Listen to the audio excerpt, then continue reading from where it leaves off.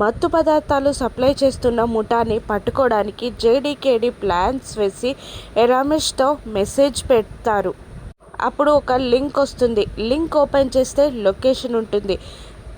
ఇక అక్కడికి జేడీ, కేడీ, రమ్య, కిరణ్ అందరూ వెళ్తారు. ఆ స్పాట్ చూసి స్టూడెంట్స్ని టార్గెట్ చేయడానికి ఖచ్చితంగా ఈ ముఠా ట్రై చేస్తుంది.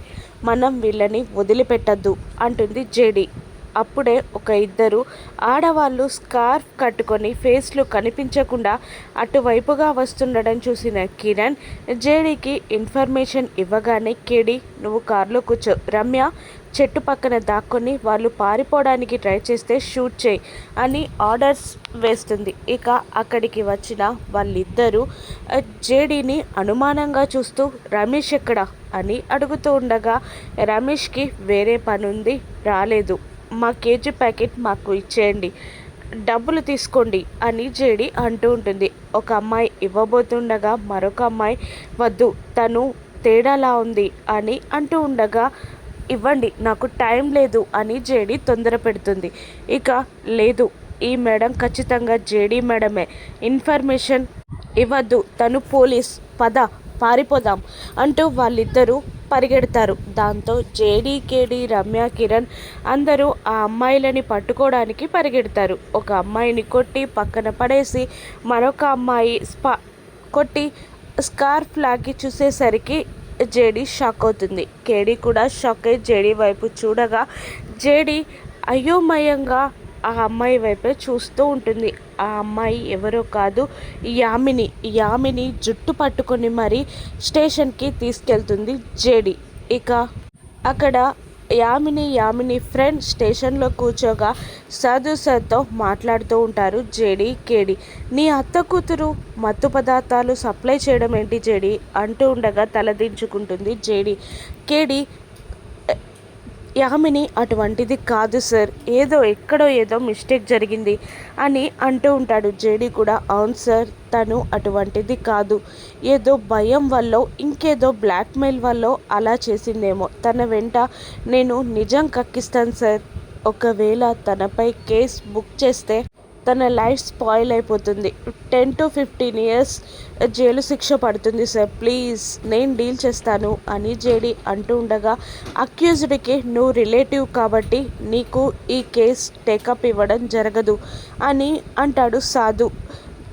నేను జగదాత్రిని కాదు సార్, జేడీ జగదాత్రి ఒక్కరు కాదు, బయటే జగదాత్రిని వదిలేసి జేడీలా ఇన్వెస్టిగేషన్ చేస్తాను అని జగదాత్రి చెప్పగానే ప్రౌడ్గా ఫీల్ అవుతాడు సాధు. ఓకే నిన్ను నమ్మి పర్మిషన్ ఇస్తున్నాను అని అనగానే జేడీకేడీ మళ్ళీ మాస్కులు పెట్టుకొని యామిని ఫ్రెండ్ దగ్గరికి వెళ్ళి ఇన్వెస్టిగేషన్ స్టార్ట్ చేసి, ఇప్పుడు చెప్పండి ఎందుకు ఇదంతా చేస్తున్నారు అనగానే తలదించుకుంటుంది ఇద్దరు. ఒక ఆవిడ చెప్పబోతూ ఉండగా చెప్పకుండా యామిని ఆపేస్తుంది. మీరు ఈ తప్పుడు పని చేయడం వల్ల మీకు 15 to 20 years జైలు శిక్ష పడుతుంది అని చెప్పగానే వాళ్ళిద్దరూ భయంతో వణుకుతూ ఉంటారు. ఆ జైలు శిక్ష అనుభవించడం కూడా మీకు ఇష్టమేనా, నిజం చెప్పరా అని కేడీ నిలదీస్తుండగా చెప్పలేను సార్ అని తలదించుకుంటారు.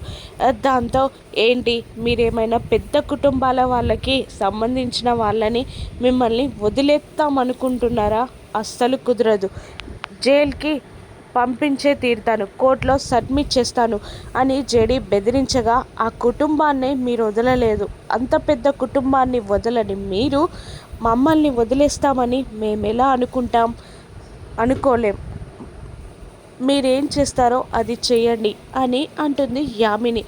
జైలుకు వెళ్ళడానికి కూడా రెడీ అయ్యావా అని జేడీ అంటూనే, మీ వల్ల 15 ఏళ్ళ చిన్న పిల్లాడు హాస్పిటల్లో ఉన్నాడు, తను చనిపోతే ఆ కేసు కూడా మీపైనే పడిపోతుంది, ఇంతమంది ప్రాణాలు తీసుకొని మీరు జైలుకి వెళ్తే మీ చేత తప్పు చేయించేవాడు మరొక 2 అమ్మాయిలని వెతుక్కుంటాడే తప్ప వాడికేం పోదు అని అనగానే వీళ్ళు తలదించుకుంటారు. ఇప్పటికైనా నిజం చెప్పి మీరు ఈ కేసు నుండి బయటపడతారా లేదంటే జైలుకి వెళ్తారా అని జేడీకేడీ బెదిరించడంతో, మాకేం తెలీదు మేడం అంటూ జరిగింది చెప్పడం స్టార్ట్ చేస్తారు. వాళ్ళిద్దరూ ఒకే యూనివర్సిటీలో కోచింగ్ తీసుకుంటున్నారు. ఒక క్యాంటీన్లో ఉన్నప్పుడు వాళ్ళ మొబైల్స్కి అశ్లీలంగా ఉన్న ఫొటోస్ వచ్చి వాళ్ళు చెప్పిన పని చేయకపోతే ఇంటర్నెట్లో పెడతామని బ్లాక్మెయిల్ చేయడంతో ఆ ముఠా చెప్పిన పనులు చేస్తూ ఉంటారు వీళ్ళిద్దరూ. ఆ నిజాన్ని తీసుకెళ్ళి సాధుకి ప్రూవ్ చేస్తుంది జేడి.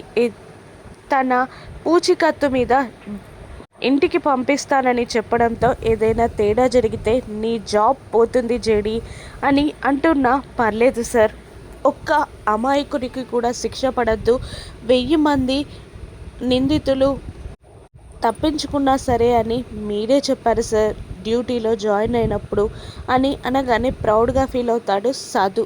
సరే, ప్రాసెస్ అంతా పూర్తి చేసి వాళ్ళని పంపించండి అనడంతో అలాగే అంటూ జేడీకేడి వెళ్ళి మళ్ళీ వాళ్ళతో, రేపు మీతో పాటు మీ ఇన్స్టిట్యూట్కి మా వాళ్ళు మేము కూడా వస్తాం, ఈరోజు ఫోన్స్ స్విచ్ ఆఫ్ చేయండి, మీకేం కాదు నేనున్నాను అని అంటూ ఉండగా, వాడిని మాత్రం వదలకండి మేడం అని దండం పెడతారు ఆ ఇద్దరు.